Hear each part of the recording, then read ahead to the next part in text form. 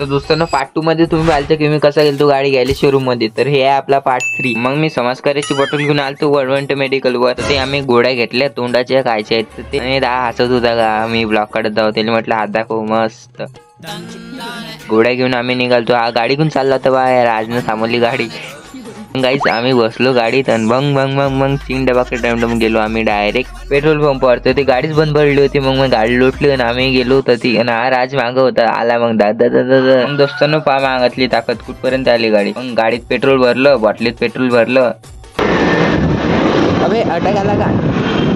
मग दोस्तांना आरडीएक्सने इतकी फास्ट गाडी चालवली डायरेक्ट आम्ही आलो घरी. मग घरी आल्याला तिकून येत जा टमाटर डॉन. नाही रे वा टमाटर डॉन. तो म्हणे गाडी नाही न्यायची माही.